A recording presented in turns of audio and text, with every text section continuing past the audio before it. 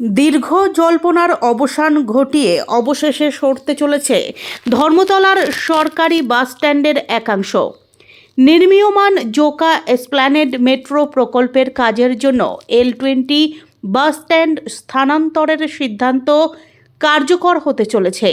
ভূগর্ভস্থ Esplanade metro station নির্মাণের স্বার্থেই এই পদক্ষেপ।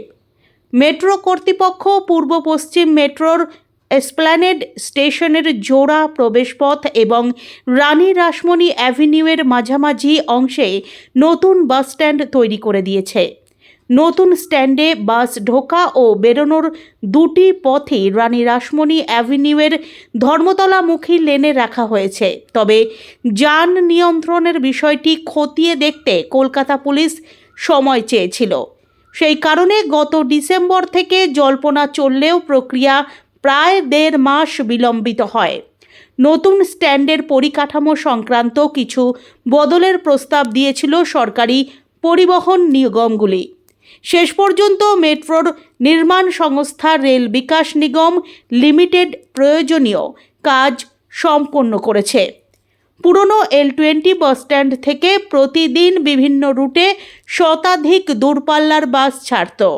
এর মধ্যে রয়েছে দক্ষিণবঙ্গ রাষ্ট্রীয় পরিবহন নিগম, উত্তরবঙ্গ রাষ্ট্রীয় পরিবহন নিগম, কলকাতা ট্রাম কোম্পানি এবং রাজ্য পরিবহন নিগমের বাস। সবচেয়ে বেশি বাস ছাড়ে দক্ষিণবঙ্গ রাষ্ট্রীয় পরিবহন নিগমের, তারপরেই উত্তরবঙ্গের। সন্ধ্যায় শিলিগুড়িগামী নন এসি ও এসি ভলভো বাসও এই স্ট্যান্ড থেকেই রওনা দেয়। তবে সংকীর্ণ পরিসর ও পর্যাপ্ত আলোর অভাব নিয়ে যাত্রীদের দীর্ঘদিনের অভিযোগ ছিল। শুক্রবার সকাল 10টা নাগাদ জানা গিয়েছে, নতুন বাস স্ট্যান্ডে যাত্রী ও কর্মীদের সুবিধার কথা মাথায় রেখে একাধিক আধুনিক ব্যবস্থা রাখা হয়েছে।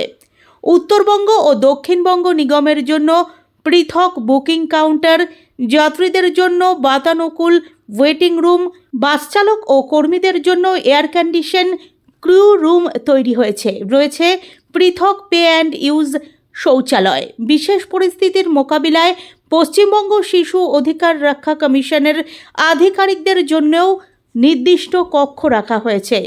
যাত্রীদের সুবিধার্থে বসানো হয়েছে 3টি ডিজিটাল ডিসপ্লে বোর্ড, একটি বড় এবং 2টি অপেক্ষা কক্ষের কাছে।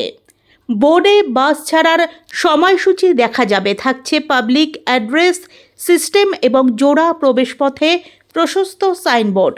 নিরাপত্তার কথা মাথায় রেখে 4টি 16 মিটার উচ্চতার হাইমাস্ট বাতিস্তম্ভ, 4টি 9 মিটার বাতিস্তম্ভ সহ একাধিক আলোক ব্যবস্থা বসানো হয়েছে। ফলে পুরো চত্বর আলোকিত থাকবে।